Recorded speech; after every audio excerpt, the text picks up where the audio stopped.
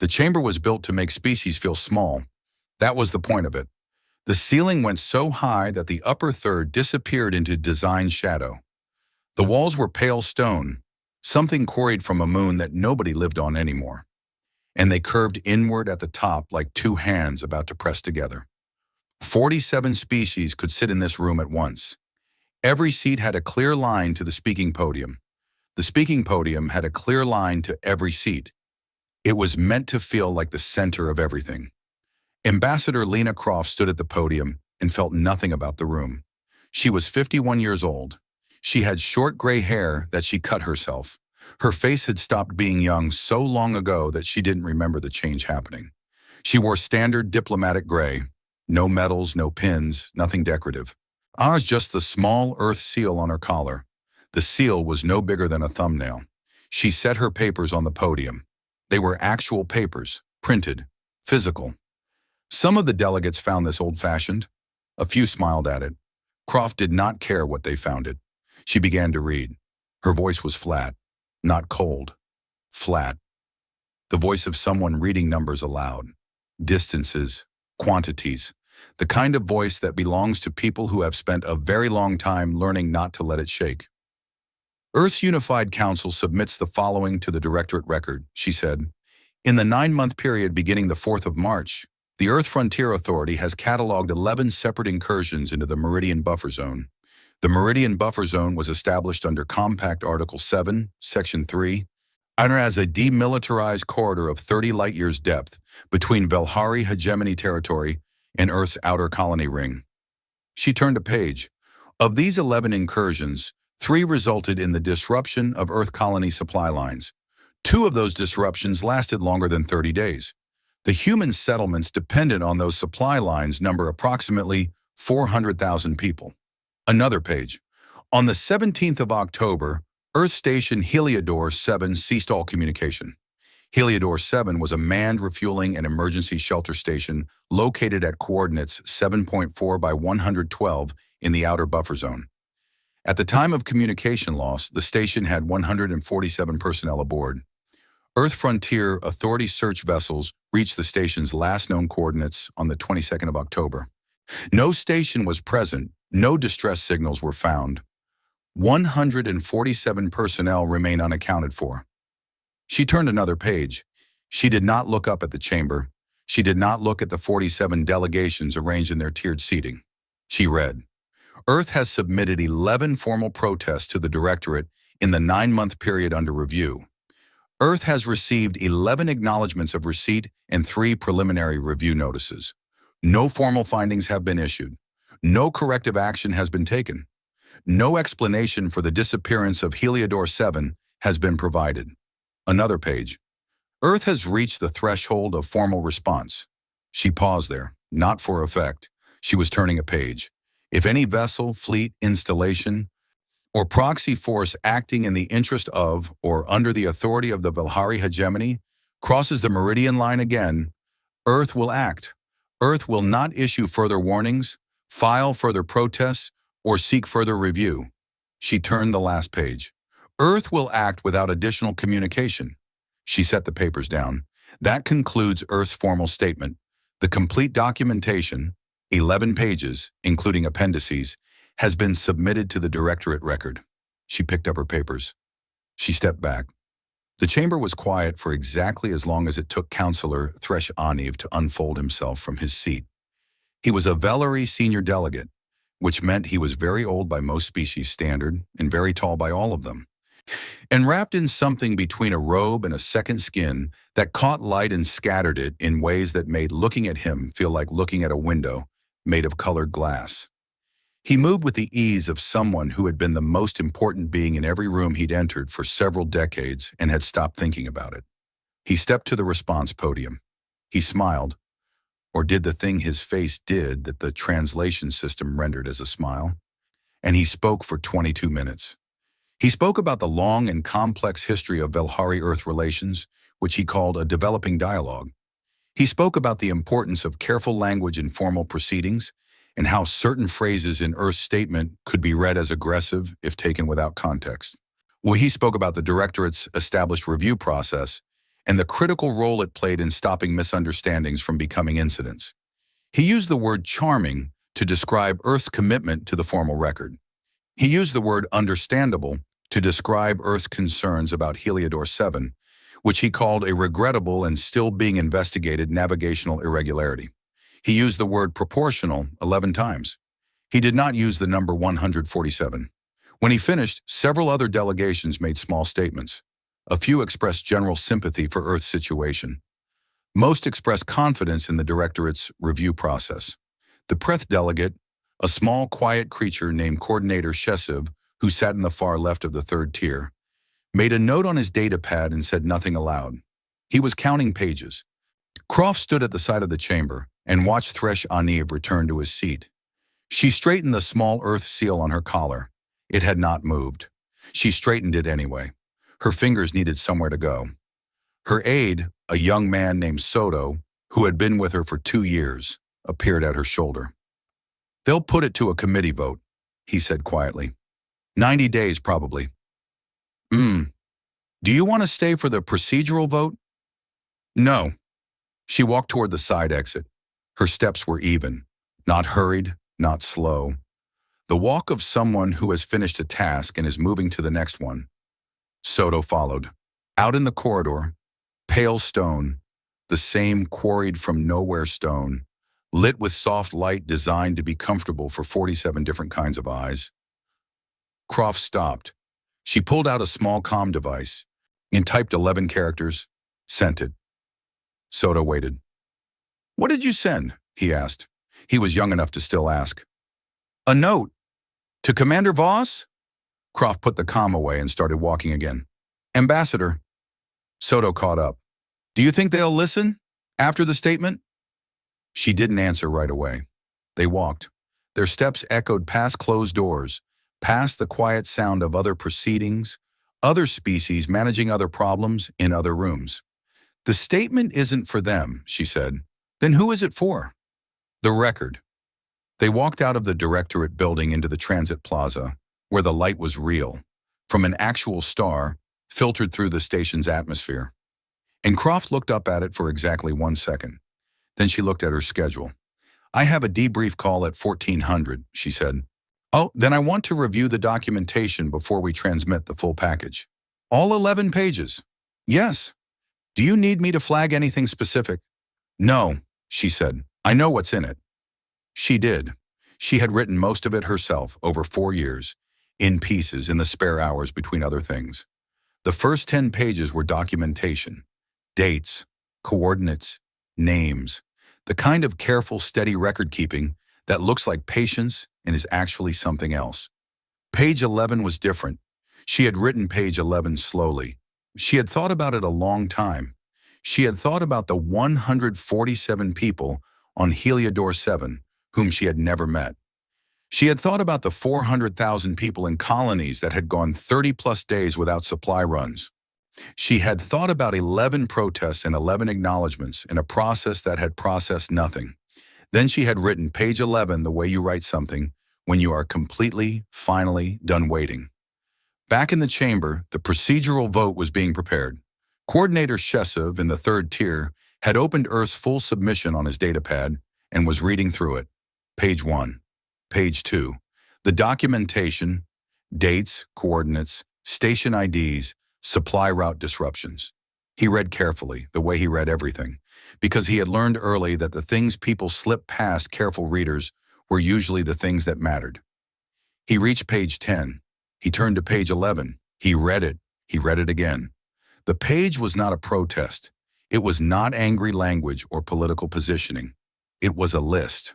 On every Velhari asset within 30 light years of the Meridian Line, stations, shipyards, fuel depots, communication relays, transit hubs, supply routes, each one cataloged, each one given coordinates to 3 decimal points of precision, each one marked with a small notation, a letter and a number. The letters were categories: S for station, Y for shipyard, R for relay, T for transit. The numbers were sequence numbers. They ran from 1 to 67. They were in order. Shesiv had spent 30 years in the Directorate. He had seen protests and statements and political gestures of every kind. He knew what posturing looked like. He knew what a bluff looked like. He knew what a targeting index looked like. He sat very still. Around him, the chamber continued its work. Maitreya Yaniv was conferring with his legal team about the phrasing of their formal response. The procedural staff was drafting the committee formation notice. The vote was being scheduled. The 90-day clock was being set. Shesiv looked at the sequence numbers, 1 to 67. In order, he looked at the bottom of page 11. There was a date there, small, almost like a footnote. He looked at that date for a long time. He ran the calculation. The directorate had logged the first Velhari incursion, the very first one, 9 months before this hearing, as a navigational irregularity, standard entry, filed and closed. The file had been closed within a week. The date on page 11 was 3 days after that first incursion, 3 days after the first one, before the second, before the third, before Heliodor 7, 4 years ago. And they started building this, Shesiv thought, when we filed the first one away. He sat with that. The chamber emptied around him. The lights shifted to their low setting. The pale stone walls went quiet. He opened a message on his data pad, addressed it to a contact outside the directorate, someone who might actually listen, who had the right kind of clearances and the right kind of judgment. He started typing. He stopped. He thought about what to say and how to say it and whether there was time. He didn't know how much time there was. He looked at the sequence numbers one more time, 1 to 67, in order. He started typing faster. Commander Ilara Voss was 3 days from Earth at standard cruise when the comm alert came through. She was in her office working through quarterly personnel assessments, 34 files, each one needing a read and a signature, the kind of work that had no drama in it and needed doing anyway. She had a method: read, sign, stack, next. She worked through the stack the same way she worked through everything, which was steadily, without rushing, without stopping. The alert chimed. She picked up the comm. 11 characters, that was all. Clock started. She set the comm down. She picked up her stylus and went back to the personnel assessment she'd been reading. She finished it. She signed it. She put it in the done stack. She picked up the next one. Outside her office viewport, stars moved past in the long, slow drift of cruise speed. The same stars as always. Nothing different about them. She worked through 4 more files. Then she set the stylus down. As she opened her data pad and pulled up a file she had been building for 4 years. Not a protest file, not a diplomatic file, a logistics file, the kind that has no official name, the kind you build in your own hours, in your own storage, the kind that is either the most important document you've ever made or proof that you spent 4 years on something that never happened.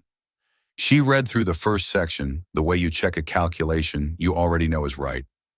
Not because you doubt it, because the checking is part of the work. She closed the file. She opened a communication channel. "Get me the fleet coordinators," she said. "All 12. Her aide's voice came back. "All 12, Commander." "All 12. A pause. "That's all of them, Commander." "Yes." A shorter pause. "Yes. Vice Commander." She went back to her personnel assessments while she waited for the connections to open. She was near the end of the stack by the time all 12 channels confirmed. She did not preamble. "The clock started," she said. "Run your final readiness checks. Report deficiencies within 48 hours. After 48 hours, I don't want to hear about deficiencies. I want to hear about solutions." 12 voices confirmed. She closed the channel. She finished the last personnel assessment, filed it, set the stack aside. She looked out the viewport.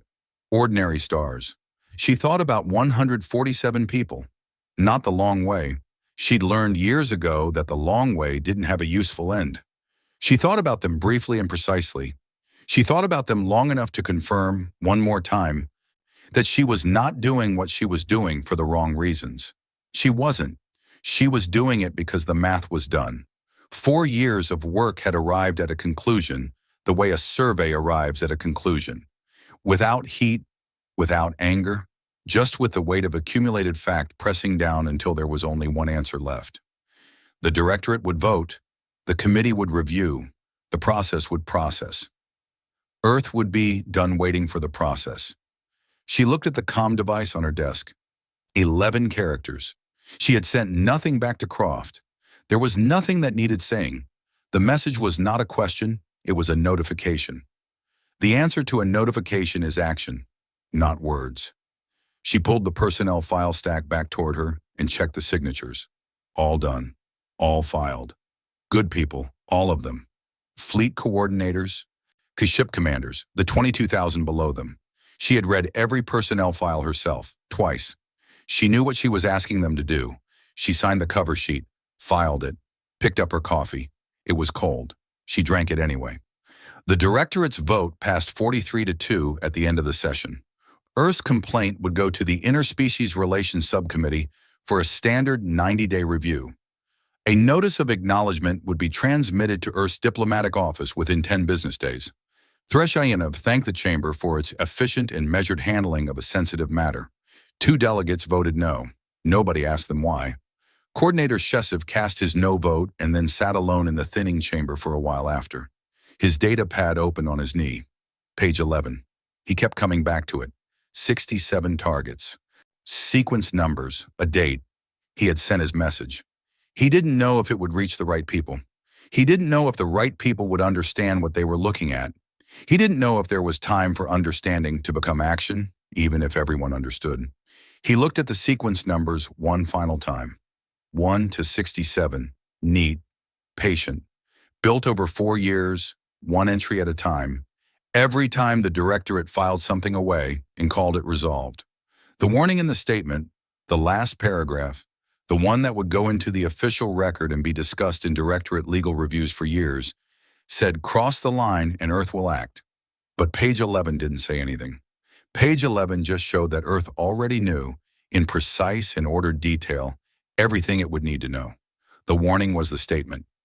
Page 11 was something else. Page 11 was the proof that the warning was never really necessary. Sheshev closed his datapad. He walked out of the empty chamber, into the corridor and moved fast, faster than was usual for him, thinking about who would listen and how much time he had, and whether those two things could possibly overlap. The corridor was long. He walked it quickly. It did not feel long enough. The second station went dark on a Tuesday. Not that Tuesday meant anything out past the meridian line. Days of the week were a human habit, a way of putting a frame around time so it didn't feel so large. Sergeant Dio Okafor knew it was a Tuesday because he kept a calendar on his bunk wall. A real paper calendar, the kind you tear sheets off with pictures of Earth cities on each month. This month was Lagos at dawn. He'd torn off enough sheets that he knew exactly which day it was, always, no matter how far from Earth he got. It was a Tuesday when Heliodor 9 stopped answering. Dio was 3 days out on a resupply run, crammed into the cargo section of a frontier hauler with 6 other soldiers and enough equipment to make the air smell like metal and old boots. They were not supposed to be combat soldiers on a resupply run. They were supposed to be cargo security, a standard precaution, 2 weeks out, 2 weeks back, straightforward work that didn't ask much of anyone. The comms alert came through the ship's speaker system, not an alarm, just a change in status. One light on the communication board switching from green to a flat, unblinking gray. Gray meant no signal. Gray meant the station wasn't transmitting. Or the comms officer ran the check twice, then a third time. The way you do when the board is telling you something you don't want to believe. She ran it a 4th time. The result was the same every time.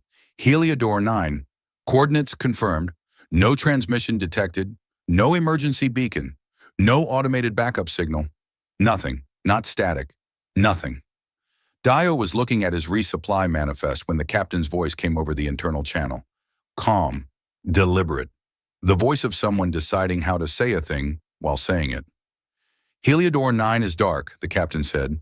We are rerouting to the secondary depot at Callum Station. All personnel stand by. Dio set his manifest down. He picked it up again. He set it down. He looked at it. He had been reviewing the same page for 20 minutes without reading it.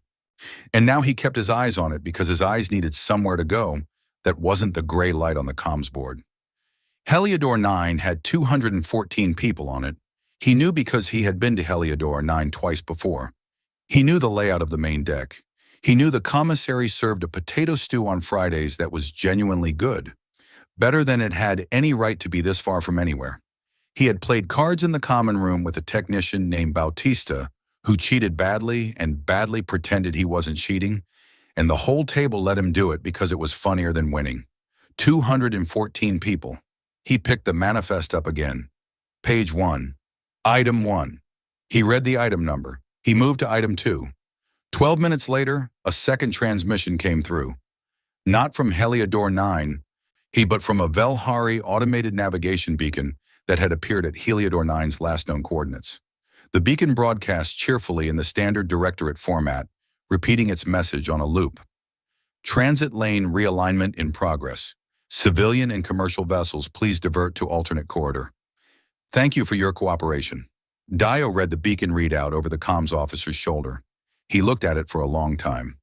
God punish this, he said, very quietly. Not to anyone in particular. Just something that needed to be said out loud so the inside of his head didn't hold it alone. He went back to his bunk. He sat down. He looked at the calendar on his wall. Lagos at dawn, orange light over the water. He'd never been to Lagos at dawn. He was born there, but he left young. And the dawn he remembered was gray and fast. Not like the picture. He thought about Bautista and the card game. He thought about 214. He picked up his manifest. He reviewed it from the beginning. In the directorate chamber, the condolences were formally expressed within 3 days. Councillor Thresh Aniv delivered them personally, which was considered a significant gesture. He expressed deep regret for the incident involving Heliodor 9. He used the word incident. He described the situation as deeply unfortunate and assured the chamber that the Velhari hegemony was committed to a full and transparent investigation into how such a navigational confusion could have occurred so close to an established human installation.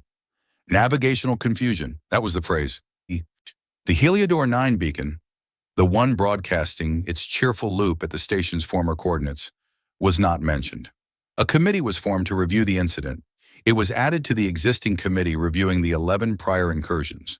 The combined committee would report findings within 90 days.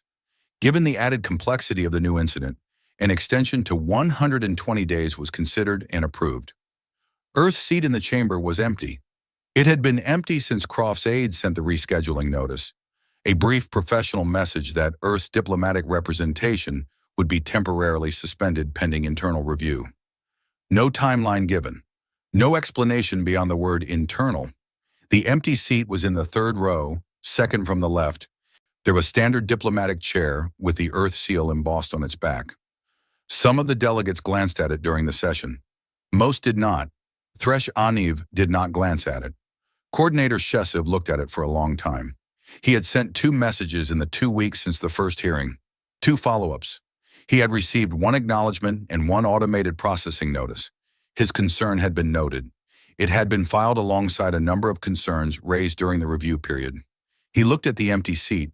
He thought about page 11. He thought about the date at the bottom of page 11 and what that date meant, and whether the people in this chamber understood that the date was not a coincidence. The committee chair was speaking about timelines. Shesiv opened his datapad. He read page 11 again. He had read it many times by now. He knew it by memory. He read it anyway because reading it felt like the only useful thing he could do in a chamber full of people who hadn't read it.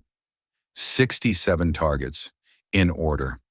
A date 3 days after the first incursion, and now Heliodor 9 was gone, and Heliodor 7 before it, and the Velhari beacon was singing its loop at the empty coordinates, and Earth's chair was empty, and the committee was talking about 120 days. Shesiv closed his datapad. He said nothing. What was there to say, and to whom, and would it matter? He looked at the empty chair one more time. Then he looked at the door. Commander Ilara Voss was in a shipyard when she heard about Heliodor 9. Titan Yards, Orbital Ring 3. She had been there for 4 days. The walking hull inspections on ships that had been in preparation for a long time. Long enough that the yard workers knew her by face, knew not to offer small talk, knew to just answer questions directly and let her keep moving. The yard smelled like fabrication, hot metal and sealant compound, and the particular sharpness of new systems being run through test cycles. Voss had always liked the smell. It was the smell of things being made ready. She was on the ninth hull when her comm chimed. She read the message, put the comm away, kept walking. The ninth hull was a mid-range carrier, not the largest in the yard, not the most complex, but solid and deep-hulled in a way that Voss appreciated. She ran her hand along the plating as she walked. The metal was warm from the fabrication process. She pulled her hand back. Her aide, Lieutenant Chen, was trailing at a respectful distance with a tablet full of inspection notes. Chen had been working for Voss for 8 months. She had learned in those 8 months that Voss did not narrate her thinking, that questions were answered but not invited, and that the absence of a reaction was itself a kind of reaction, and usually the most significant one. Voss stopped at the bow section, looked up at the curve of the hull. Chen waited. "Are they fueled?" Voss said. Chen checked her tablet. "All 12, Commander. Final fuel loads completed yesterday." "Munitions?" "Full inventory confirmed on 11. The 12th is at 94%. A loading arm issue. Should be resolved within..." "When?" 18 hours. "Good." Voss turned and walked back the way she'd come. Chen kept up. "Commander, regarding the incident at Heliodor 9, I read it. Do you want to amend the timeline?" "No." Chen made a note, or pretended to, because there was nothing to note. She had learned that too. Sometimes you hold your tablet and pretend to write because it gives the silence somewhere to go. They walked the rest of the inspection in quiet. At the end of the hull walkway, Voss stopped and looked back at the line of ships. 12 carriers in orbital ring 3. She could see 8 of them from where she stood. Massive silhouettes against the yard's work lighting. Each one dark and still and complete. She had been thinking about this fleet for 4 years, not imagining it, planning it. There is a difference. Imagination is what you do when you're not sure something will happen. Planning is what you do when you've decided. Once she had decided 4 years ago, 3 days after the first incursion. She had kept planning through the second incursion, the third, the supply line disruptions, Heliodor 7, 11 protests, 11 acknowledgments. The committee that was formed and the committee that would now extend to 120 days. She had planned through all of it, and now Heliodor 9 was gone, and the beacon was singing, and the committee was extending, and the Velhari hegemony had looked at 11 incursions with no consequence, and decided that 11 was not a number that meant anything in particular. They'd done it again because nothing happened the first time. That was the whole of it, really. Not malice, not strategy. Just the simple logic of a thing that had no cost. Voss had spent 4 years making sure the cost existed. She looked at the 8 visible ships. Then she walked to her shuttle and went back to the command vessel. She had work to do, and the work had been waiting patiently, and it was almost time to stop waiting. In the outer colonies, the news of Heliodor 9 traveled slower than it did in the directorate chamber. It reached the colony on Riva 3-4 days after the station went dark. The colony administrator there, a woman named Priya Vasant, who had been running the settlement for 11 years and had survived 2 supply disruptions in the last 9 months, received the notification while she was reviewing the water reclamation report. She read it. She read it again. She set it aside and finished the water reclamation report, because water reclamation didn't stop being important because a station had disappeared. And the 4,000 people in her colony needed water more urgently than they needed her to sit with the news. When she finished the report, she opened the notification again. 214 people. She had never met anyone stationed at Heliodor 9. She had filed supply requests through the station's logistics office, but had only ever dealt with automated systems, never with a name or a face. She thought about that for a moment. The way a station could have 214 people in it and still feel, from a distance, like just a node in a network, a stop on a route, a number in a manifest. She sent a query to the Directorate's Relief Coordination Office asking about alternative supply routes for the colony's next scheduled shipment, given the loss of Heliodor 9 as a transit point. With the automated response came back in minutes. Your query has been received.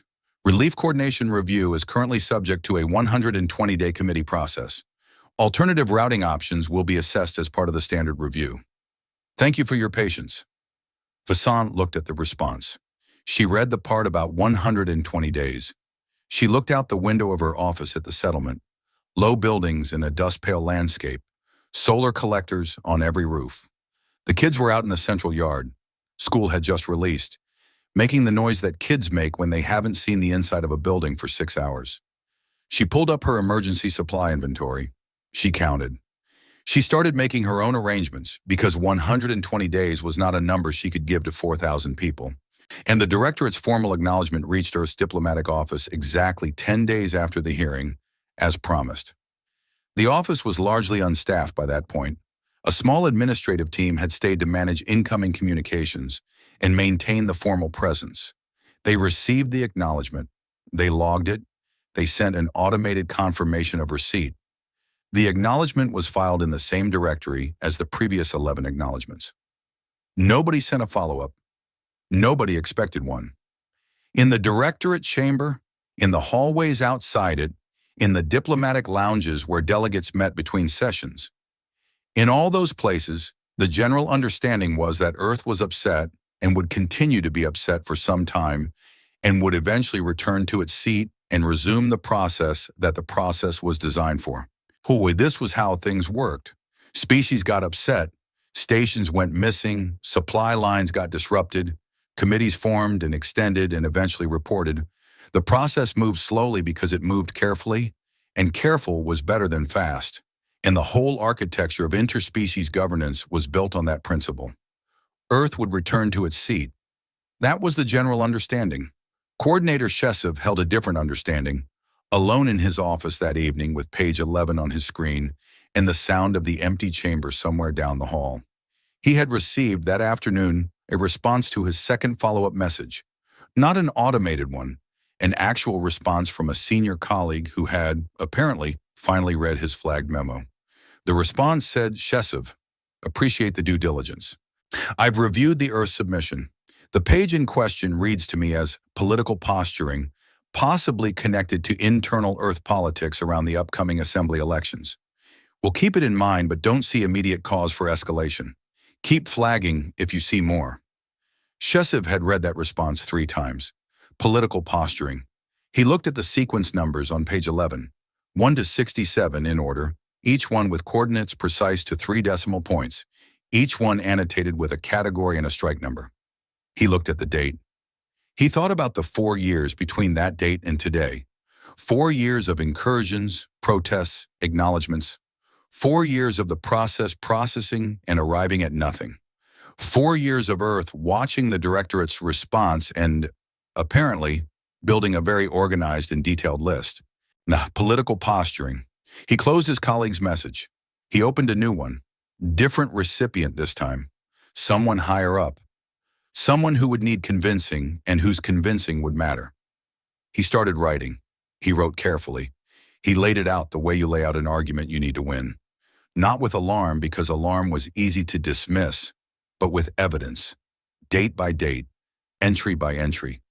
Page 11, and what it meant, and why it was not posturing. He wrote for 2 hours. He read it back. He sent it. Then he looked at the empty chair in the chamber on his office security feed, the one overlooking the main hall, and he thought about Earth's shipping lanes, about the commercial transit routes that move 2,000 vessels a month, about the fact that nobody had checked on those lanes recently. Wait, he pulled up the lane traffic data. He found a report from 6 days ago.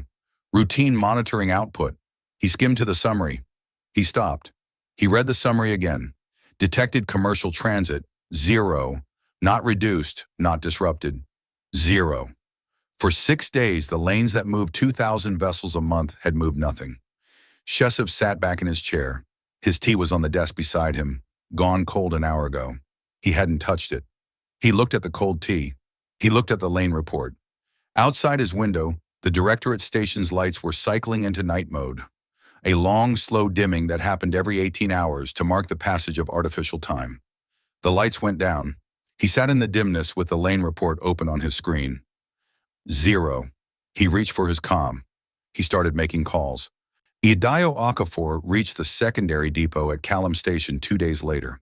He spent the layover in the common room, not sleeping, not really eating, running through his manifest for the 6th time on a data pad that he'd long since stopped actually reading. It was something to do with his hands. His hands needed something. One of the other soldiers, a young woman named Torres who'd been on her first frontier posting when this trip started, sat across from him and watched him flip through the manifest pages without reading them. "You okay?" she asked. "Fine. You've looked at that same page 4 times. Checking my work." Torres was quiet for a moment. "Heliodor 9, she said.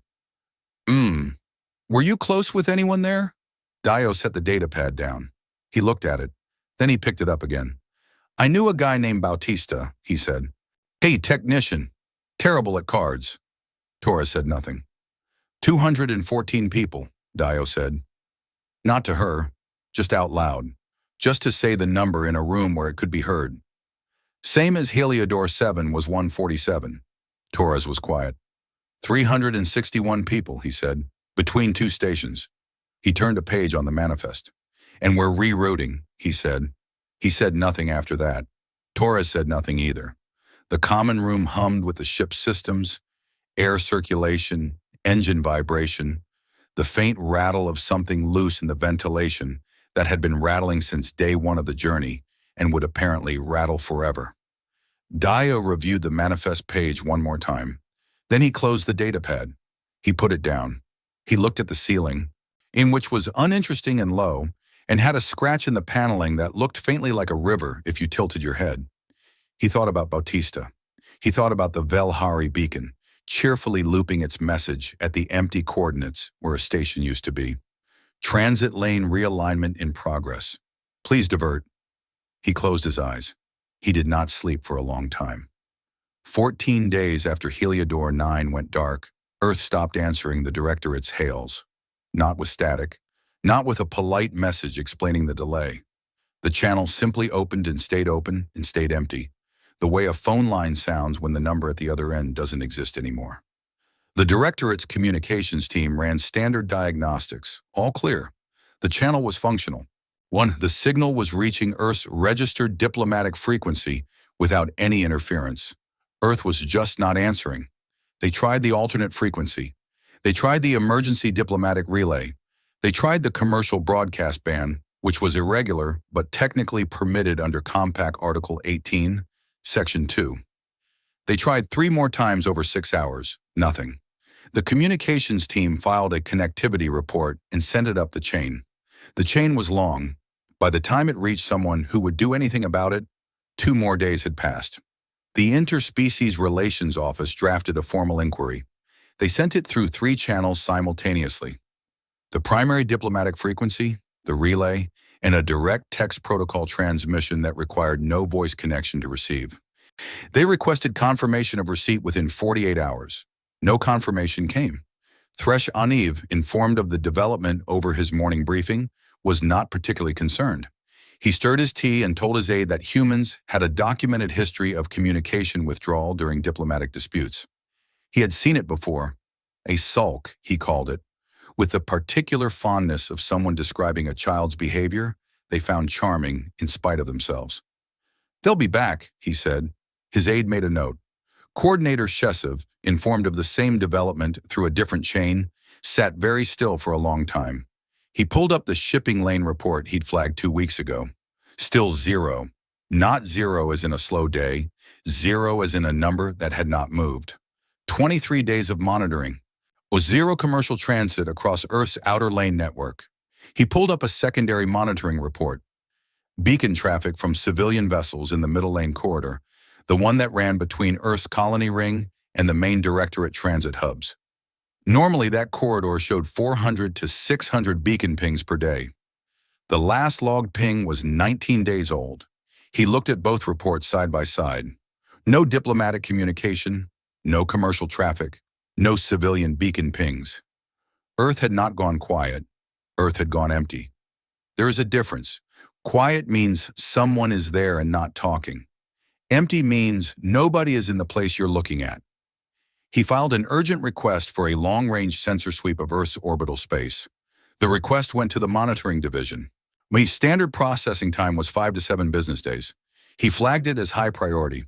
That reduced it to 3 to 5. He sent a message to his contact above his contact, someone with enough authority to push the sweep through immediately. Then he pulled up every recent report he could find on Velhari hegemony assets near the Meridian Line. He read for a long time. The Velhari Border Patrol vessel HFY was running a standard observation pass along the outer edge of hegemony-controlled space when its long-range sensors registered a contact. The patrol commander, a veteran officer named Velsora, who had run the same route for 7 years without incident, looked at the reading and assumed it was a calibration error. Long-range sensors on a border patrol vessel were not, as a rule, precise instruments, or they were good enough to tell you that something was there, and roughly how large and roughly in which direction it was moving. Beyond that, you verified with closer passes and direct observation. She ordered a closer pass. The contact did not resolve into a clearer shape. It expanded. She ordered the sensors recalibrated. Fresh baseline. Full diagnostic sweep. The sensors came back clean. The contact was still there. It was larger now, or rather the sensors were better understanding how large it had always been. They were reading drive signatures. Multiple drive signatures, layered on top of each other in a way that made them initially appear as one large reading rather than many distinct ones. Her systems were not designed to parse this kind of reading, because this kind of reading was not something that happened on a routine border patrol pass. The tactical officer ran a manual count. He stopped counting at 40 and reported upward. Velsora looked at the readings. She looked at the tactical officer. She looked at the readings again. She picked up her communication line and filed a contact report. She used the word significant in the report because she could not, in the moment, find a more accurate word, and significant was a word that traveled up a chain of command without losing too much meaning on the way. Her superior officer received the report, called her excitable, recommended she verify the calibration and resubmit if the anomaly persisted. Velsora set the comm down.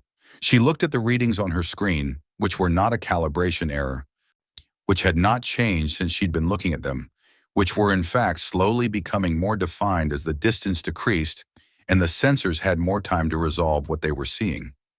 She looked at her tactical officer. "Run the count again," she said. He ran it again. He came back with a different number, higher. She filed a second report. This one she marked as urgent. This one she addressed over her superior's head to the regional command. Then she kept watching the readings. The contact, the thing the sensors could not fully describe with the vocabulary they had been built for, continued its movement. Steady, even, unhurried. Not the movement of something trying to hide.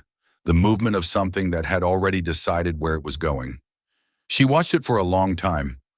She thought about the human station that had disappeared, and the other one before it, and the hearings she'd seen reported on the directorate feeds. She thought about the formal statement and the committee that had been formed to review it. She thought about the contact on her screen. She thought about the word significant and whether it was doing enough work. She reached for the comm again.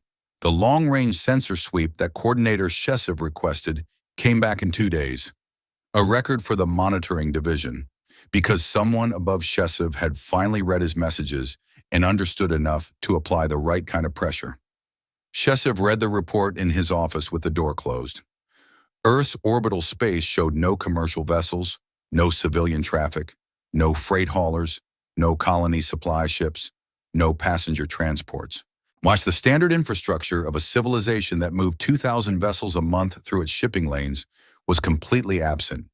What the sensors did show was military configuration, not an absence but a rearrangement. The particular kind of orbital spacing that spoke to a fleet that had been organized and was no longer in the place it was usually kept. The sweep couldn't tell him where the fleet had gone. He pulled the sensor data from the relay stations along the main Earth-to-Directorate corridor. The last relay ping from an Earth vessel was 18 days old. He pulled the data from the outer buffer zone monitors. The buffer zone monitors had been running on automated cycle. Nobody had been actively watching them because the buffer zone was, by definition, a demilitarized space where nothing was supposed to happen. When he ran a retrospective analysis on the last 30 days of data, the analysis took 20 minutes. He looked at the results. 17 days ago, a large-scale movement had passed through the outer buffer zone. The monitors had logged it, filed it automatically, and generated a routine traffic report that had gone into a queue that had not been reviewed. The traffic report had the word significant in it. He looked at the movement data. The scale of it made him sit back in his chair. The Valhari Border Patrol's report, the one from Oth Savan, the one that had been called excitable, was on his screen too. He pulled it up next to the buffer zone data. He compared the two. Same movement, different observation points, the same thing seen from two angles. He had been worried for weeks. Or he had been sending messages and filing flags and writing careful arguments and waiting for someone to listen. He had been doing all of that in the deliberate, methodical way the directorate process required, because the directorate process was what he had. He looked at the data. He was not worried anymore. Worry was for situations where there was still time to prevent something. He reached for the comm with a steadier hand than he expected. Sergeant Dio Okafor received his orders on a Tuesday. Of course, it was a Tuesday. In a transit bay on Callum Station that smelled like recycled air and cheap food from the commissary 3 levels up.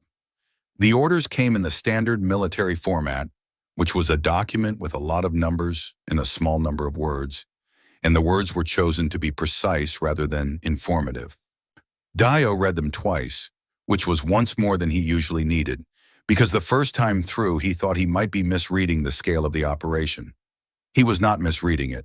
He folded the orders and put them in his chest pocket and looked out the bay window at the Callum Station docking ring, where 2 more transport vessels were completing their berthing procedures. Behind them, through the station's outer viewport, he could see the edge of the fleet. Not all of it, not even close to all of it, but enough of it that the stars on one side of the viewport were partially blocked by the silhouettes of ships. Enough ships to block stars. He had been a soldier for 11 years. He had served in 3 conflicts, 2 containment operations, and more frontier postings than he cared to count. He knew what a deployment looked like. He knew what a significant deployment looked like. He had a clear sense of the scale vocabulary. This was outside his vocabulary. The briefing was held 2 hours later in the bay, with 89 other soldiers and 1 briefing officer who delivered information the way a weather system delivers rain. Thorough, impersonal, covering everything without caring about any of it. The briefing officer laid out the objectives, the operational zones, the specific targets and the sequence in which they would be addressed, the rules of engagement, which were detailed and precise and addressed many specific scenarios with clear and specific answers. Dio listened. He was a careful listener. He listened the way you listen when you know the briefing will be done in 20 minutes, and after that you will have only whatever you remembered. Oh, so you try to remember everything. He organized it as he listened. Objectives here, timeline here, contingencies here, ROE here. He noticed about halfway through that none of the rules of engagement included a stopping condition. Conditions for escalation? Yes. Conditions for tactical withdrawal in specific scenarios? Yes.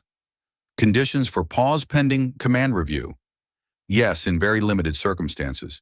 Stopping condition, as in a defined state at which the operation concludes on its own terms, without further command instruction. Not present. He thought about that. The briefing officer finished and opened the floor for questions. There were several questions about logistics, about communication protocols, about extraction procedures and support availability. Dio's question was simpler. "When do we stop?" he asked. The room went quiet. The briefing officer looked at him, not with surprise, with the particular neutral expression of someone who was expecting the question and had an answer for it and had chosen the answer carefully. "When the objectives are complete," the briefing officer said. "All 67 of them." A pause. "That's classified." "Oh yeah now," Dio said, mostly to himself, in the way that was not really a response to anyone, but just a sound the inside of his head needed to make. He looked down at the briefing document in his hand. He looked at the objectives. He understood.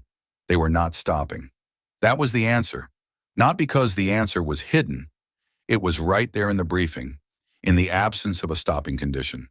The directorate would send an envoy, would send 2, would send formal cease and desist orders and legal notices and compact article violations. All of that would happen, and Earth would keep going. Not out of rage, not because anyone had lost their mind, because 4 years ago someone had made a calculation, and the calculation had been double-checked and revised and checked again over 4 years. And the answer at the end of it was a number from 1 to 67 in order. And the only way the calculation was complete was when the list was done. Dio looked at the other soldiers in the bay, 89 of them, most of them younger than him, a few older, all of them looking at their briefing documents with the specific expression of people processing something that is larger than they expected. He thought about Bautista. He thought about 214. He thought about 361, which was Heliodor 7 plus Heliodor 9, and about the 400,000 people in the colonies that had gone 30 days without supply runs, and about the 4-year-old date at the bottom of page 11, and about the empty chair in the directorate chamber. He looked at the objectives list. He folded his briefing document and put it away. "Oya," he said, "let's get ready then." Commander Voss was in the officers' mess eating dinner when the fleet crossed the Meridian line. She had eaten in the officers' mess every night since the operation began, not in her office, not at her desk, but in the mess, at the same small table in the far corner, alone. The mess was quiet at that hour. Most of the senior officers ate earlier. The few who came in at this time saw Voss at her corner table and understood, without being told, that the table was not an invitation. She ate the same meal she always ate on operations.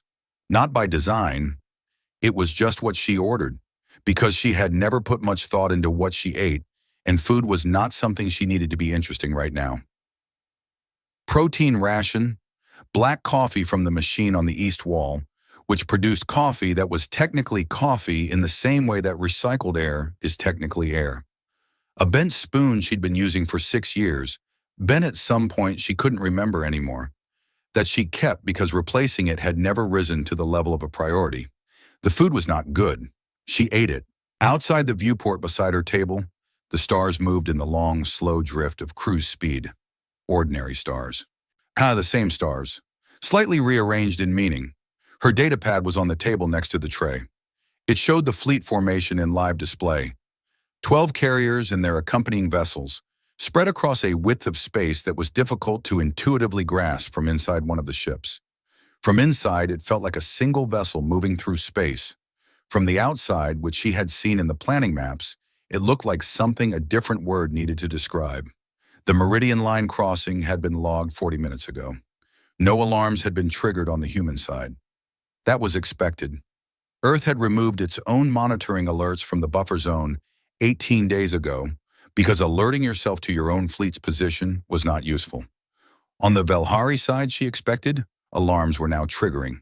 Border monitors. Patrol vessels. Command chains receiving increasingly urgent reports from subordinates they were inclined to call excitable.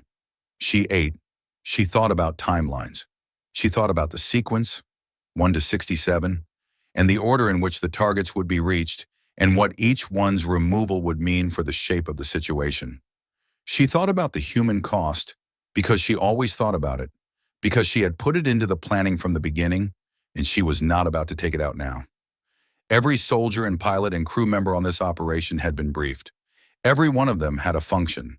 Every function had redundancies. She had built the redundancies herself over 4 years, adjusting them as circumstances changed and new information came in. She had not built this because she was certain everyone would come home. She had built it because the math required trying. She drank the coffee. It was bad. She looked at the fleet display. She looked out the viewport at the stars. She picked up her bent spoon and finished the rest of the ration. She did not look like a woman starting a war. She looked like a woman eating dinner, alone at a corner table, who happened to have 67 things to do before she slept. In the directorate chamber, the emergency session was called for the following morning. Coordinator Shesov attended. He had not slept. He was in his chair in the third tier, third row, with a data pad full of reports and a cup of tea he'd filled and forgotten about. Gone cold on the arm of the seat. The chamber was louder than usual. Delegates conferring with their aides, voices overlapping. The particular sound of a room full of people who have received alarming information and have not yet decided what to do with it. The monitoring division had finally issued a full report. The report described, in the careful and precise language of Directorate monitoring procedures, the movement of a large formation of vessels from Earth's orbital space through the meridian buffer zone and across the meridian line into the region of space adjacent to Velhari hegemony-controlled territory. Large formation. The report used that phrase because the monitoring procedures did not have a vocabulary for what they were actually looking at. Large formation was the best the available language could offer. Threshaw-Neve was not in his usual seat. He was at the front of the chamber, standing, which he almost never did. His composure was intact. The folds of his diplomatic dress still arranged correctly, his voice still measured. But something around his edges was different. The quality of his stillness was different. He was still the way things are still, right before they move. He was speaking about Article 24 of the Compact and Earth's clear and serious violations, and the Directorate's obligation to respond, and the specific measures available under the emergency provisions, and the timeline for implementing them. He spoke well. He always spoke well. Sheshev looked at the cold tea on his armrest. He looked at the empty chair in the Earth delegation section, still empty, still holding its small Earth seal. And he thought about page 11 and the sequence numbers and the date. He thought about the fact that the fleet had already crossed the line. Well, it had already crossed. The Directorate was meeting now. The emergency session would run, by procedure, for at least 4 hours. Motions would be filed. Legal teams would assess the Compact Article violations. Formal demands would be drafted and transmitted. The process would process as fast as the process could process, which was faster than usual in an emergency but still not fast. The fleet was already across the line. Sheshev picked up his cold tea. He held it. He did not drink it. He thought about a woman he'd seen once on a diplomatic feed, a recording from the last Earth hearing, which he had watched several times. Ambassador Croft, reading her statement in that flat, even voice, turning pages, not looking up. He thought about the 11 characters she had sent after walking out. He didn't know what the message said, and he'd tried to find out. The message had been encrypted with an Earth military cipher that the Directorate's analysis team had not been able to break, which itself was information. He thought about what you send in 11 characters to a fleet commander when you are done with the room you just left. Whatever it said, it had been enough. The chamber was loud with procedure. Sheshev set his cold tea down. He opened his data pad. He pulled up page 11. He looked at sequence number 1. Then he looked at the live fleet tracking data his contact had forwarded, which was not supposed to be in his possession but was, and which showed the fleet's position and heading. He found sequence target number 1 on his monitoring map. He found where the fleet was. He did the distance calculation. He set the data pad face down on his knee. And he looked at the chamber ceiling, the high engineered dark, the curve of pale stone above all 47 of them. He thought about how the chamber was built to make species feel small. He thought about how it was mostly working right now. He sat quietly in his seat and let the session move around him. There was nothing to do. There just was not enough time left to do it in. The first thing that went was the communication relay at Velhari Outpost V14. Not because it was the largest target, not because it was the most important one. It was sequence number 1 because it was the first link in a chain, a relay node that connected the outer hegemony border stations to their regional command hub. Without it, the border stations could still talk to each other. They could not talk to anyone above them. The relay went dark at 0312 hours. At fleet time. By 0315, 7 border stations were operating in an information blackout and did not yet know it. The fleet did not stop to observe the result. The fleet moved to sequence number 2. Voss was on the bridge for the first 3 hours, not standing dramatically at the viewport, sitting at the command table with her tactical display, a cup of coffee that she refilled once, and 4 officers around her who had trained for this and knew how to work without being managed. She watched the display. The sequence moved the way a well-built machine moves, without drama, without difficulty, because the people who built it had accounted for the difficulties beforehand, and the accounting was in the structure itself. Each target was reached, each target was addressed, the display updated. The sequence moved to the next number. At 0347, The first Velhari response force came out of the border station at V9. A small patrol wing, 8 vessels, moving toward the fleet's reported position. The position they were moving toward was where the fleet had been 40 minutes ago, based on the last information they had before V14 went dark. The patrol wing was intercepted 30 minutes later, not by the fleet's main formation, but by one of the escort wings that had been positioned for exactly this. The engagement was brief. It was also not lethal. Voss had put that into the ROE deliberately, because the ROE had to make room for what comes after. Dead patrol crews become martyrs. Disabled patrol crews become a message. The 8 vessels were disabled and held. The fleet moved to sequence number 3. At 0511, Voss left the bridge.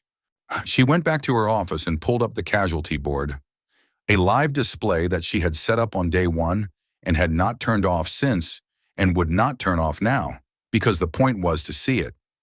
The board showed injured and dead from the fleet's own forces, updated in real time by the medical teams. As of 0511, the board showed 23 injured, 4 dead. She looked at each name. Not the way you look at a list, the way you look at something you are going to carry. She had carried names before. She knew how. She made 4 notes in her personal log, 1 for each name. The notes were brief. They would go to the families eventually in whatever form families can receive things like this. And they needed to be written by someone who had read the names on a board and understood that they were not data. She filed the notes. She went back to the tactical display. Sergeant Dio Okafor's unit hit the platform at 0600. The platform was a mid-tier Velhari maintenance hub, large enough to be target number 8 on the sequence list, small enough that a ground unit could take and hold it. Dio's unit had been assigned the ground campaign early, which meant they had been training for specific targets while the fleet handled the strike sequence. It was organized. It was deliberate. It was the kind of planning that takes years and shows. The platform was defended, not heavily. A platform this size had a security contingent, not a garrison.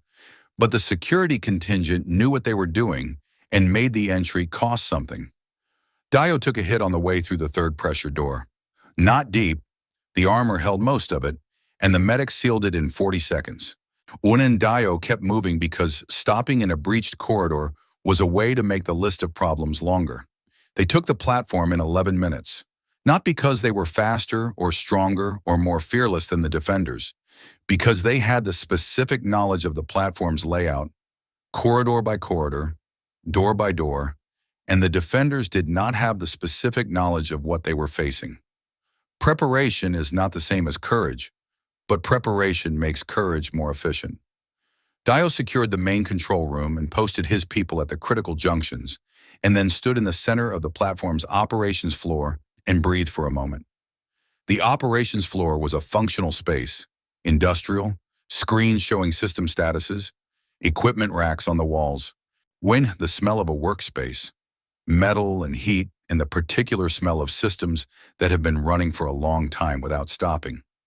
Normal, ordinary, a place where people had been doing their jobs an hour ago. He reported the platform secure up the chain. Confirmation came back. Good. Hold and await secondary assignment. Secondary assignment took 40 minutes to come through. Dio used the 40 minutes to walk the platform. Not for tactical reasons, but because he was the senior soldier on site, and it was his job to know what he had, and also because walking was something to do with his body while his mind worked. He walked the maintenance corridors, the equipment bays, the personnel quarters, empty now, the occupants in the secured holding area waiting for transport. Small rooms, functional. The kind of small room that anybody lives in when they live in a place that exists to serve a function rather than to be lived in. Bunk, storage, 1 personal item allowed per bunk, a photo, a small plant, a worn book with a spine that had been cracked and recracked a dozen times. Normal, ordinary. He kept walking. He came out on the platform's observation deck, a narrow external space, more of a maintenance walkway than anything designed for standing and looking, but it had a viewport and he stopped at it. Stars, the same ones, different angle. He thought about Platform 8 and the fact that there were 67 of them. He thought about the distance between number 8 and number 67, which was a lot of maintenance corridors and equipment bays and small rooms with one personal item per bunk. He thought about Bautista. He thought about what Heliodor 9 looked like right now. Not the station. The station was gone. The coordinates. He thought about empty coordinates with a beacon looping his cheerful message, and about the fact that the beacon was sequence number 19, which meant it was still 12 targets away. His comm chimed. Secondary assignment. He went back inside. The Directorate's envoy arrived at the edge of the engagement zone on the third day. A single diplomatic vessel, the Sovereign Accord, which was the Directorate's standard crisis response ship, large enough to be visible and clearly marked with the Directorate's insignia on every surface that could hold it. It broadcast its identity and purpose on every available frequency simultaneously, which was the protocol for a vessel that wanted to be extremely clear about what it was. It was met by two human escort vessels. The escorts were polite.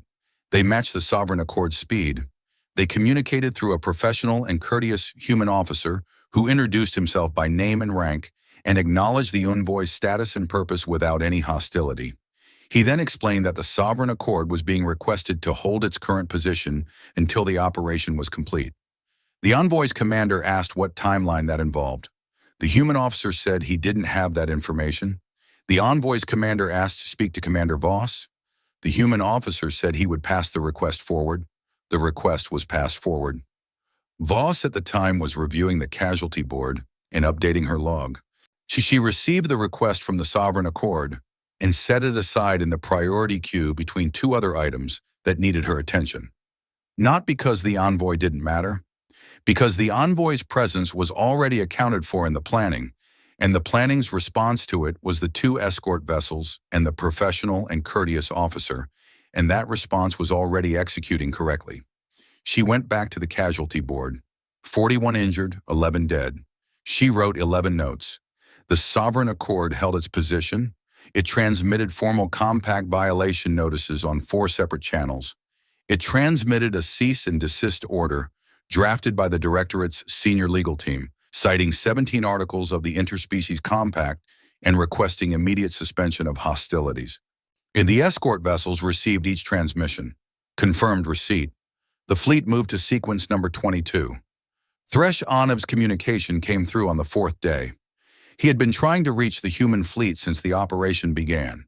He had tried through every diplomatic channel, through the Directorate's emergency network, through a back channel that the Velhari hegemony maintained for exactly these kinds of situations.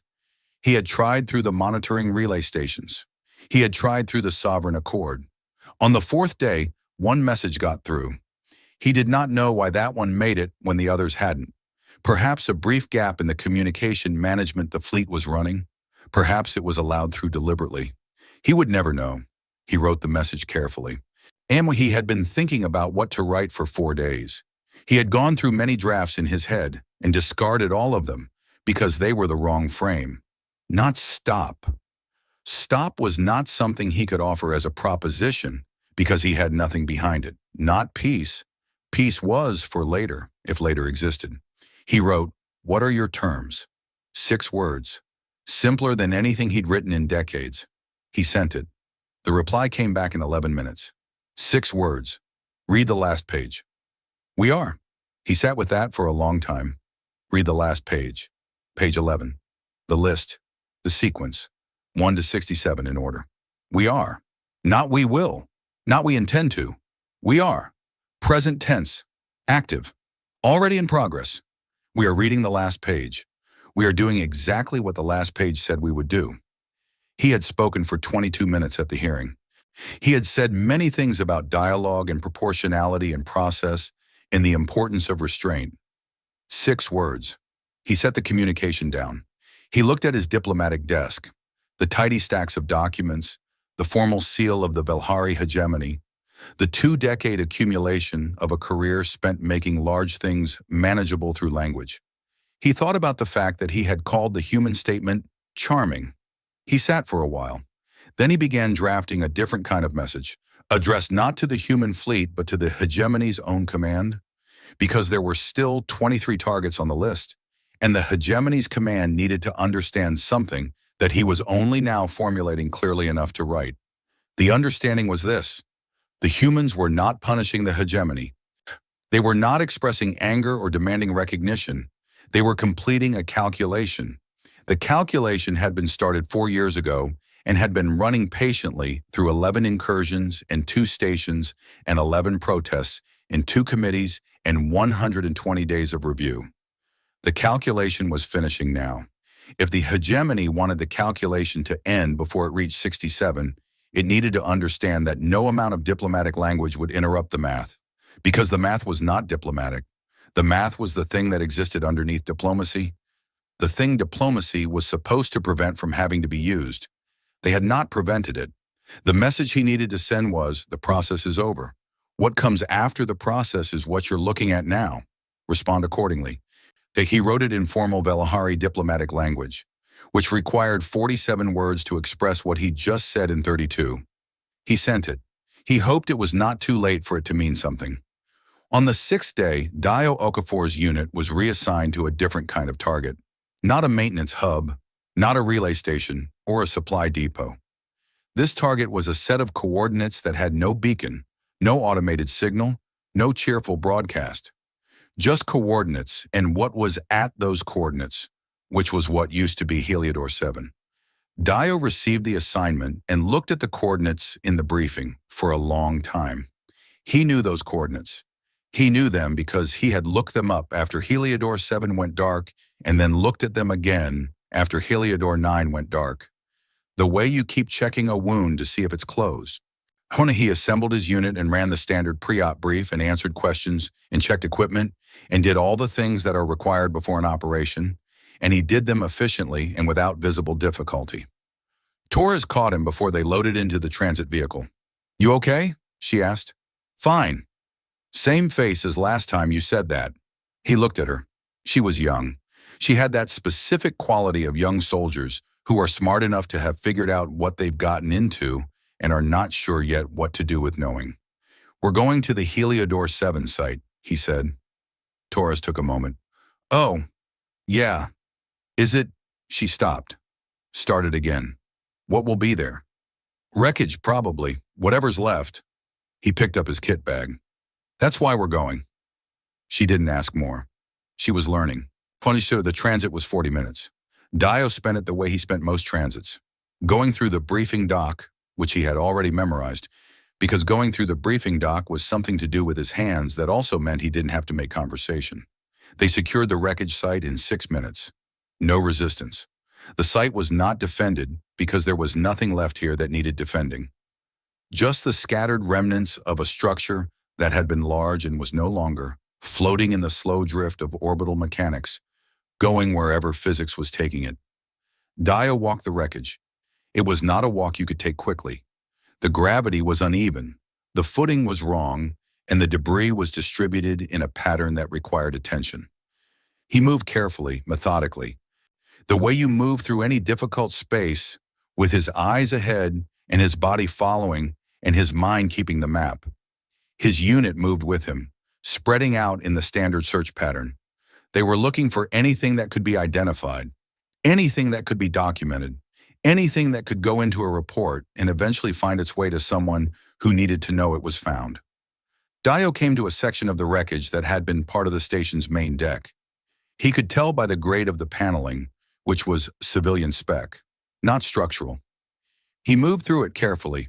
He found the countertop in the corner of what had been a small communal space. A break room, maybe, or a common area. The surface had warped in the station's destruction but had stayed in one piece, one anchored to a section of wall that had somehow survived in a recognizable shape.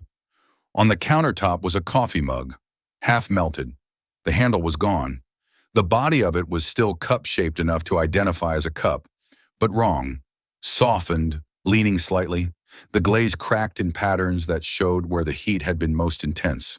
Still sitting there, on the countertop, like someone had set it down and gone to answer something and would be back in a minute. Dio stopped. He looked at the mug. He did not move for a while. He thought about 147 people, which was a number he had carried for 9 months. He had carried it in the careful, controlled way you carry a number that you have to function alongside. Not too close, not put down, just held at the right distance, so it gives you purpose without taking you apart. He looked at the mug. One person had put that mug on that countertop. One person with one cup of coffee in one small moment of an ordinary day, before the day stopped being ordinary. And the mug was still there because the physics of what happened had, in its indifference, allowed a half-melted cup to sit on a warped countertop, while a station and its people were simply gone. He stood there for exactly as long as he could afford to. Then he said, 147 people. Out loud, not to anyone, not for any tactical reason. Just so the number was said in the place it belonged. Then, "Oh yeah, let's keep moving." He turned around. His unit was watching him, spread out in the wreckage, each of them in the middle of their search but paused, eyes on him. They moved. Voss updated the casualty board at the end of each day. Not automatically. The board updated itself. She read it at the end of each day because the reading was her job, and she had decided that at the beginning and was not going to undecide it now. Day 7, 61 injured, 23 dead. She wrote 23 notes. Her aide, Lieutenant Chen, had been working 18-hour days since the operation began. Chen was competent and calm and had not complained once, which Voss noticed without commenting on. She would comment on it later in the assessment.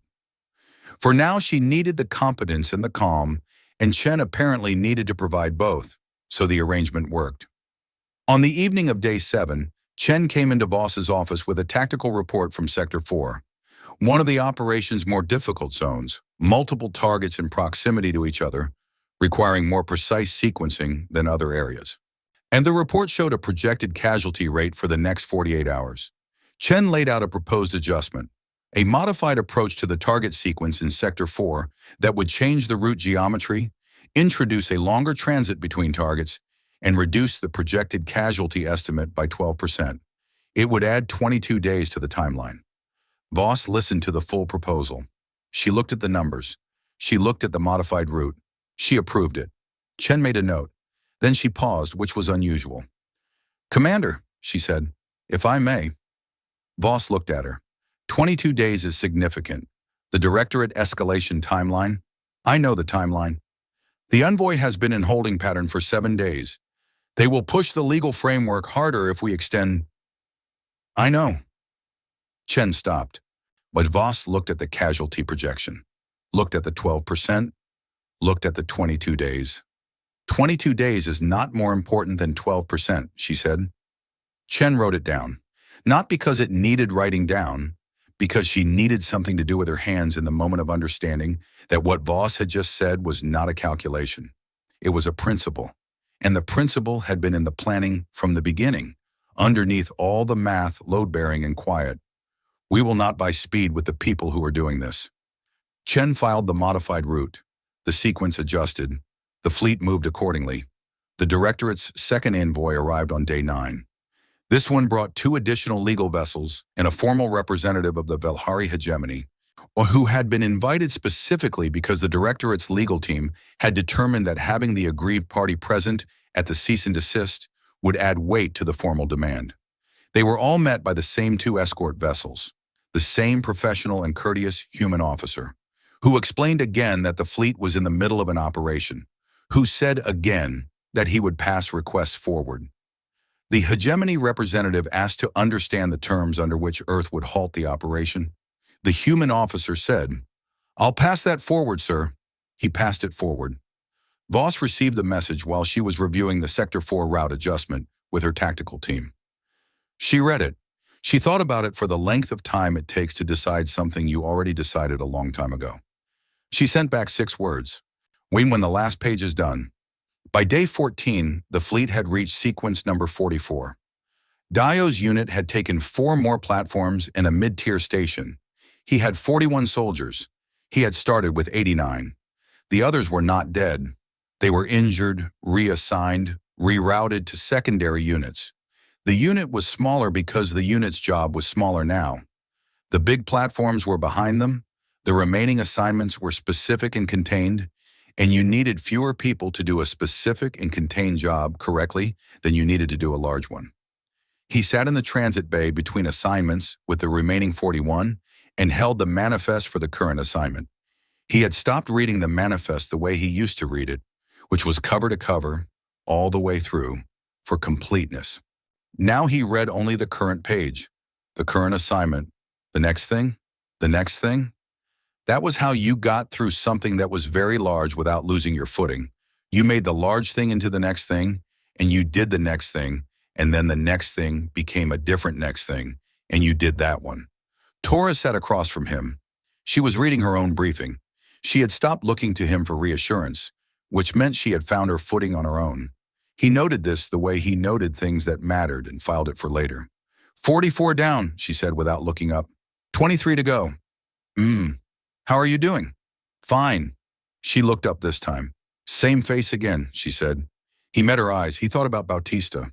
He thought about the mug on the countertop. As he thought about 11 dead from his own fleet, which was a number he also carried, alongside 147 and 214. I'm doing the next thing, he said. Torres looked at him for a moment. Yeah, she said. Me too. She went back to her briefing. Dio looked at the manifest. The current assignment was sequence number 45. He read the page. He got ready.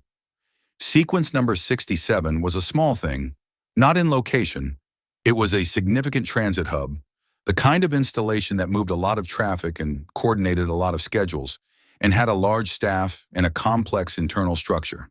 It was significant by any practical measure. But it was the last one. And because it was the last one, it had a weight that had nothing to do with its size. Every step of the sequence had been pointing toward it for 36 days. Every target before it had made the next one possible, and the one after that all the way down the chain until there was no more chain. 67 had been sitting at the end of the list since the list was written. Patient, numbered, waiting. The fleet reached it on a Tuesday, not because anybody planned it that way, just because that was how the days fell. The operation that cleared sequence number 67 was clean and quick and not dramatic. Most operations, when they are well planned, are not dramatic. Drama is what happens when preparation is missing. The preparation for this was not missing. The operation ran, it completed, and the tactical display updated for the last time. 67 of 67, complete. Voss was on the bridge. She watched the update come through. She looked at it for a moment. The number on the screen, in the small final change from 66 to 67, which was a small change that was not small in what it meant. She looked at it for a moment. Then she said, "Begin withdrawal sequence. Standard order." Her bridge crew acknowledged. The fleet began to move. The withdrawal looked to outside observers like the arrival had looked. Organized, deliberate, unhurried. The same precision in reverse. Units pulling back in sequence. Escort vessels repositioning. The formation consolidating as the operation's outer edges retracted toward the core. It was not a retreat. A retreat is what happens when you leave because you have to. This was something else. A leaving because the thing you came to do was done, and staying past done would be a choice without a purpose. Which the Sovereign Accord and its two accompanying legal vessels had been in holding pattern for 36 days. The Valieri hegemony representative had been in holding pattern for 27 of those days. The human officer who had been communicating with them had been professionally courteous for every one of those days and had passed forward every request and had never once said anything that was not true. When the withdrawal began, the holding pattern released. The Sovereign Accord's commander reached the human officer immediately. "Is the operation concluded?" she asked. "Yes, Commander." "We are authorized to proceed into the operational zone for assessment?" "Yes, Commander. Standard access. All detainees will be transferred to Directorate custody at Rendezvous Point Echo." A pause. "That's... yes. Honey, thank you." "Of course." The professional and courteous human officer signed off and went to find something to eat because he had been on a 16-hour shift and was not at his best. The Sovereign Accord moved into the operational zone. Its assessment team spent 4 days taking stock of what had changed. The report they produced was thorough, precise, and written in the careful language of people who are trying to describe something accurately without yet knowing what it means. It listed what had been targeted and what the current status of each target was. It listed what had not been targeted: civilian infrastructure, population centers, medical facilities, food distribution networks, educational institutions, and confirmed their current status, which was intact. Everything on the list addressed. Everything not on the list untouched. The report used the phrase surgical precision and then crossed it out and used structured selectivity instead, because surgical precision implied speed, and speed was not the defining feature of what had happened. The defining feature was structure. Every decision about what to hit had been made before the first target was reached, and nothing had been added to the list during the operation, and nothing had been removed from the list during the operation. The list was the operation. When the assessment team filed their report, they added a note at the bottom that was not technically required, but that the team lead felt was important. The note said, "The targeting documentation provided by Earth's Unified Council prior to this operation accounted for every confirmed target within this operational zone. No target was engaged that was not on the pre-submitted list. No target on the pre-submitted list was left incomplete. We have no methodological language for the level of pre-operational planning this implies, but the assessment team notes that the operation appears to have been complete as a concept before it began as an action." The note was filed with the report. The report went to the Directorate's Emergency Review Committee. The Emergency Review Committee met immediately. The chamber was loud, not the polite, procedural sound of a normal session. It's loud the way rooms get when many intelligent beings are in the same place with a piece of information that none of them know how to hold. 47 delegations, all present, every seat filled except one. The Earth seal on the empty chair had gathered a thin layer of the dust that comes from 36 days of a room being used heavily. Small thing. Nobody had cleaned it because nobody's job was cleaning individual chair seals during an emergency session. Thresh Aniv was present.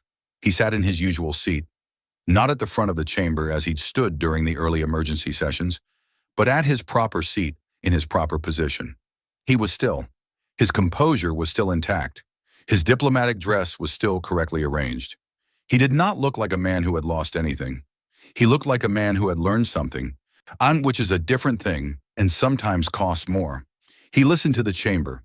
He had been listening for 3 hours now. The debate was covering everything: the compact violations, the precedent being set, the legal framework for a response, the mechanism for damage assessment, the appropriate measure of Earth's liability under international law. Voices overlapping, positions being staked, the architecture of the Directorate's response being built in real time from the floor up. It was good work. The Directorate was good at this kind of work. Thresh Aniv listened. He thought about the 6 words he'd received. Read the last page. We are. He had read the last page.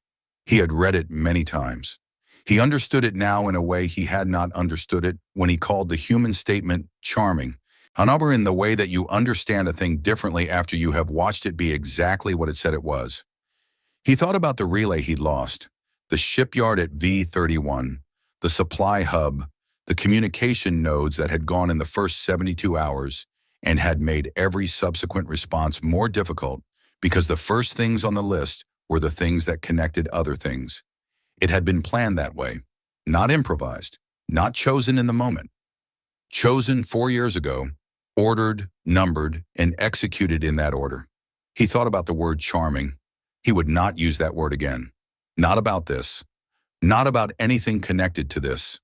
The chamber was debating Earth's compact violations now.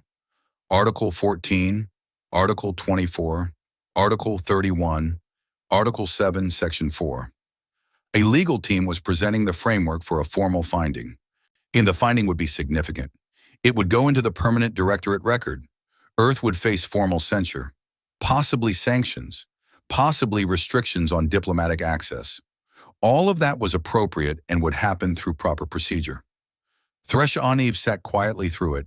He was thinking about something the Preth delegate had said in the first emergency session 3 weeks ago. Shesov had spoken briefly, once, in the middle of a 6-hour session, and said something that had been sitting in Thresh Aniv's mind since then, like a stone in a shoe. He looked across the chamber at Shesov, who was sitting in his third-tier seat with a data pad on his knee, listening, not speaking. Thresh Aniv thought about the things Shesov had said. Perhaps the more useful question is why Earth calculated 4 years in advance, sure that we would not stop them from having to. 6 hours of debate, that one sentence. Then silence. The chamber had moved on from the sentence. There was too much procedural ground to cover to stay with it, but the sentence had not moved on. It sat in the room like a separate presence, waiting for someone to address it directly. Thresh-Aniv had been in the directorate for 23 years.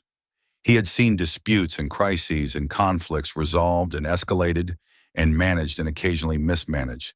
He knew the shape of things. He knew the shape of this. The debate would conclude with formal findings and censure and sanctions, and all of that would happen, and it should happen.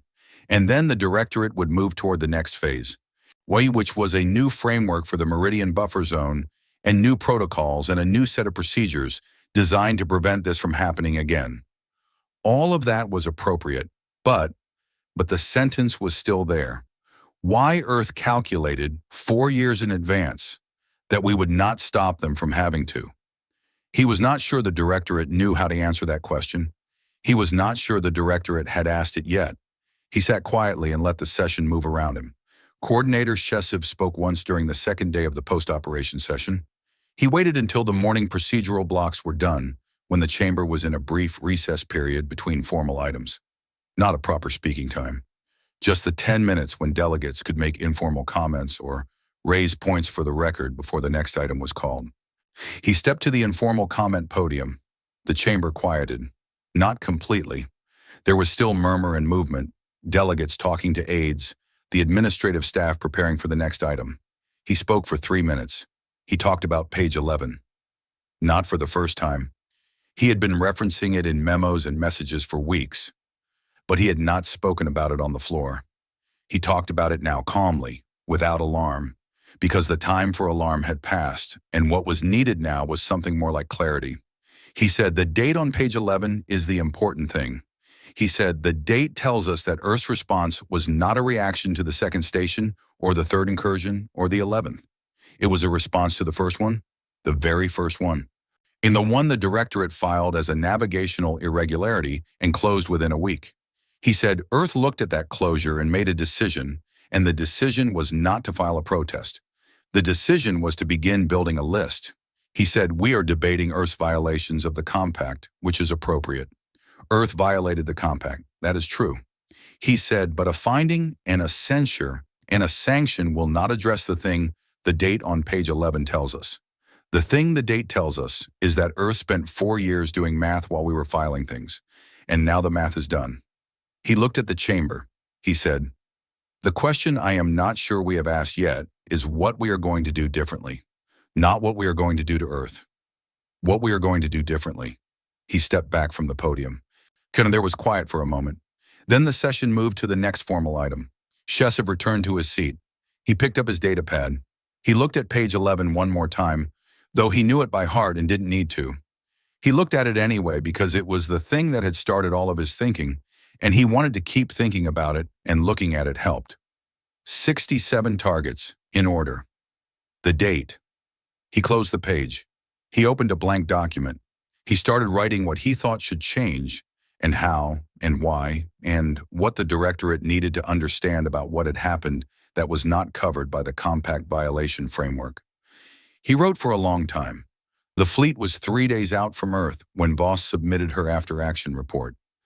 She wrote it in her office alone, over the course of 2 days, which was fast for a report of this size and scope, but was fast because she had been building it in her head since the beginning, the way she built everything, in advance, in pieces, in the quiet hours between other work. The report was 43 pages. The first 42 pages were what after-action reports are: operational summaries, tactical assessments, resource expenditures, casualty analysis, timeline breakdowns, after-action recommendations for future planning. Good work. Thorough. The kind of report that gets read by planners and analysts and filed in the places where fleet operations are reviewed and learned from. Page 43 was one paragraph. She had thought about this paragraph the longest. She had written it many times in her head before she wrote it on the page. She had thought about what needed to be said, and in how many words and what those words were. The paragraph described the new buffer zone coordinates, not a proposal, not a suggestion, coordinates, specific, numerical, precise to 3 decimal points, the same way page 11 had been. The new buffer zone was larger than the old one. It had been drawn not by diplomats sitting around a table working from compact articles and historical precedent. It had been drawn by the geometry of the operation, where Earth's fleet had gone, and what it had done there, and what the shape of that action implied about the line that now existed in practical rather than theoretical terms. The diplomats would argue about it, would work on formalizing it through the compact framework, would negotiate the language. All of that would happen and should happen. But the coordinates were already real. When the fleet had made them real, below the coordinates, she wrote one sentence. Earth has no further communication at this time. She read it back. She filed the report. She looked out the viewport. The stars at this distance from Earth had a particular quality she recognized. Not visible to the naked eye, not something you could point to and explain, but a quality she knew from long years of looking at them. She was almost home. She thought about 23 people. She thought about the notes she had written. 23 of them, one for each name on the board. The notes were short. They said what she could say, which was not enough and was also the most she had. She would make sure they reached the right people. She thought about 67 targets in order, done. She thought about 147 people and 214 people, and the mug on the countertop at Heliodor 7 that Dio Okafor's unit had documented in their ground report. A half-melted cup still sitting, which was now in the official record because Okafor had made sure it was. She thought about the date at the bottom of page 11. She had written that date herself 4 years ago, the same day she opened the logistics file. 3 days after the first incursion, 3 days after the directorate filed it as a navigational irregularity and closed it. She had looked at that closure and understood something. The understanding was, they will not stop on their own. The process will process, and the committees will meet, and the acknowledgments will be filed, and the thing will keep happening, because there is no cost attached to it happening. Anna and she had thought, there will be a cost. She had not done anything rash with that thought. She had not reported to anyone with it, had not requested authorization for it, had not filed it in the system. She had just opened a document and started writing carefully over 4 years, because the only way to make the cost real was to build it one carefully checked entry at a time. Now it was built. Now it was done. She turned away from the viewport. She had personnel assessments in her queue, the post-operation round, which was always heavier than the regular quarterly. She pulled up the first file. She read it. She signed it. She moved to the next one. Thresh Aniv read page 11 for the last time alone in his private office on the night after the second day of post-operation sessions. He had read it before. Many times. But he had read it before, like a man looking at a threat or a document or a piece of evidence. He read it now like a man looking at something he was trying to understand. 67 targets, in order, coordinates, categories, annotations, sequence numbers that had, over 36 days, become 36 days of his life that he would not have back. The date at the bottom. He looked at the date. He ran the calculation he had run before, many times, and arrived at the same answer he always arrived at. 3 days after the first incursion, which the directorate had filed and closed and called a navigational irregularity. He thought about being in the chamber on that day 4 years ago. He had been in the chamber 4 years ago. It was an ordinary session. He had spoken about something. He couldn't remember what. Trade protocols, possibly. Was something procedural. The hearing had been filed. The incursion had been logged. The system had processed it. And somewhere, 3 days later, a person he had never met had opened a document and typed V14, Communication Relay, S-Class, Coordinates, dash, and written it down. And kept it. And added 66 more entries over 4 years, one by one, while the directorate processed and acknowledged and filed. He looked at the date for a long time. He thought about the word charming and what it said about what he had believed humans were.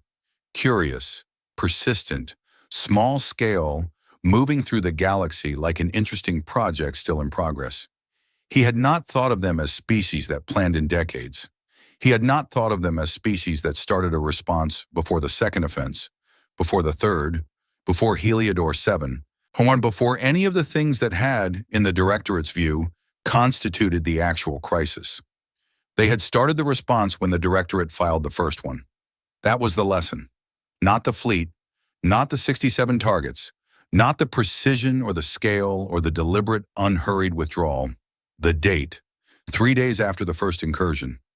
The lesson was that Earth had looked at how the Directorate handled the first thing and had understood, from that single data point, what would happen with the second thing and the third and all the rest.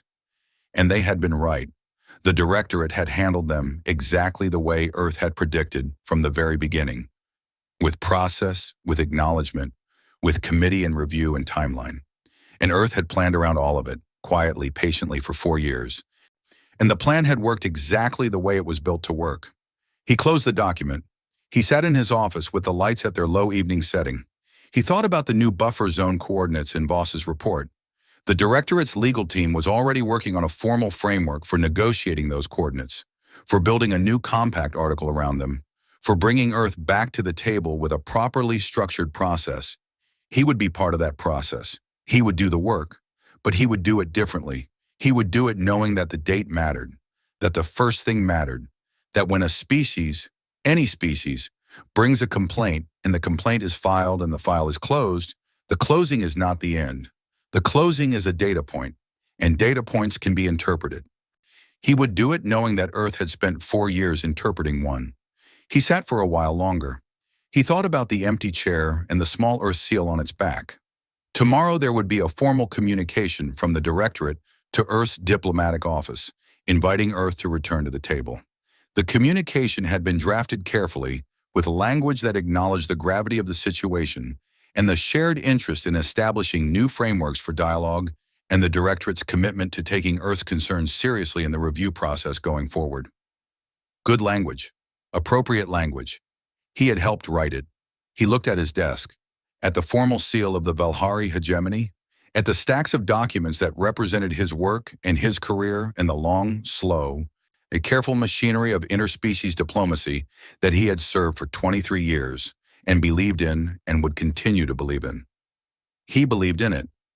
He also now understood something about it that he had not understood before. The machinery required everyone to keep bringing things to the table. It required everyone to keep believing the table mattered. And the table did matter. When it worked, it mattered enormously, in ways that were invisible, because the thing it prevented was never seen. But when the table did not work, when the process processed and nothing changed and the thing kept happening, then the people who had been bringing things to the table had a calculation to make.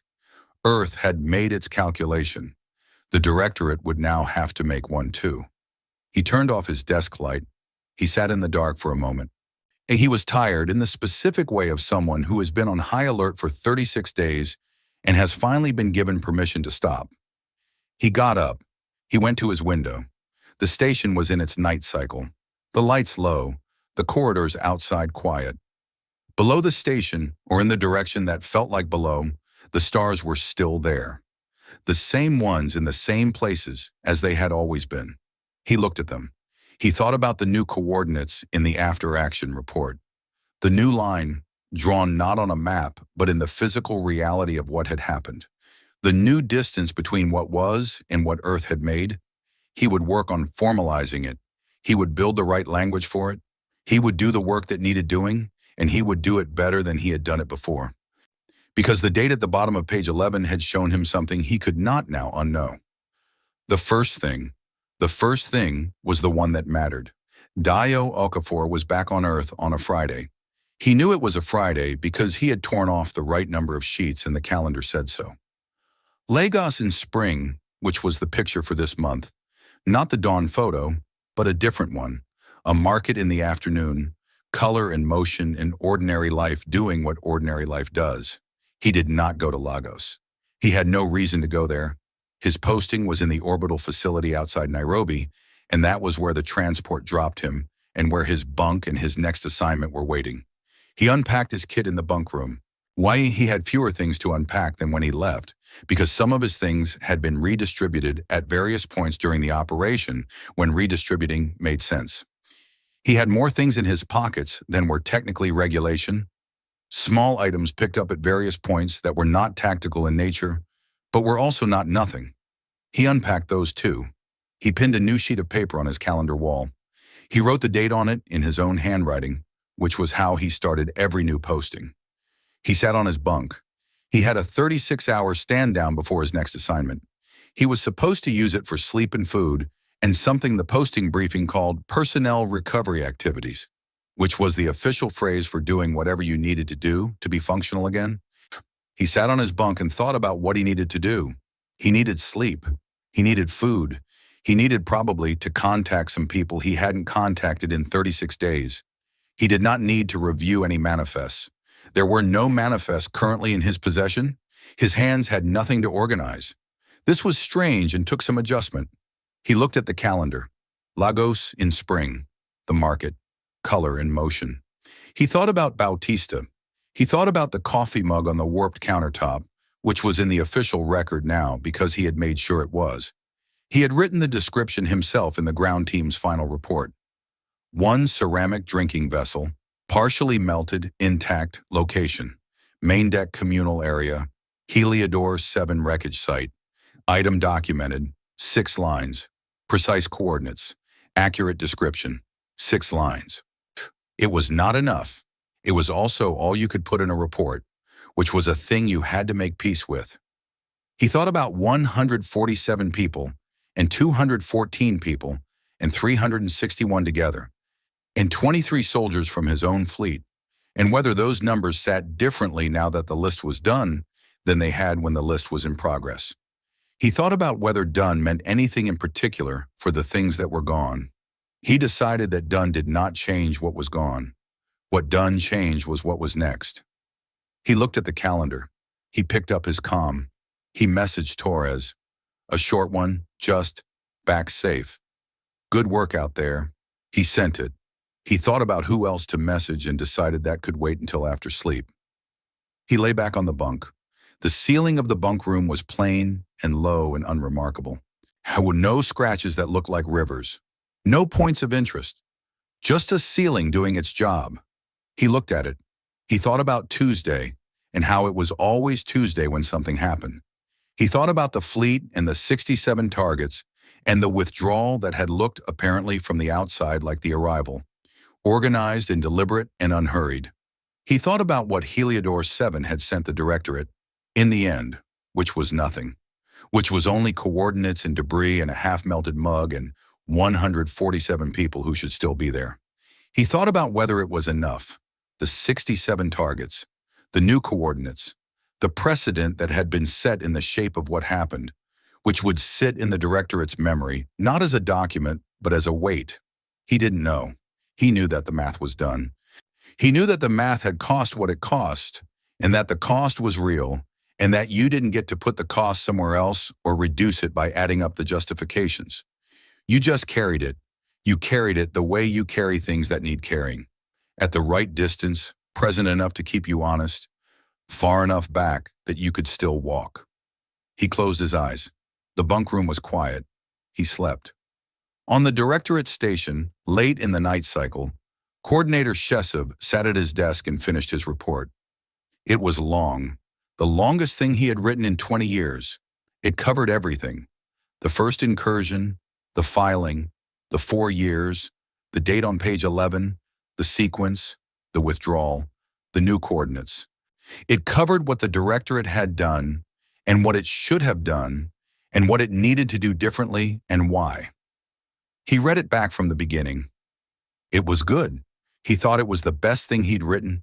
He thought it said what needed to be said in the way it needed to be said, clearly and without alarm, with evidence and argument, and the kind of patient reasoning that was, he believed, the directorate's best instrument.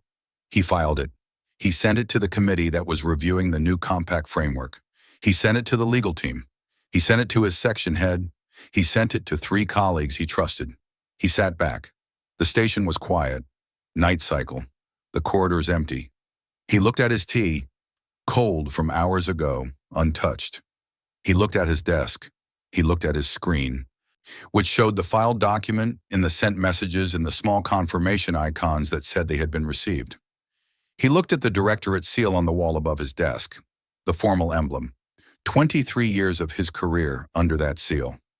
He thought about what Voss's report had said at the end. One sentence. Earth has no further communication at this time.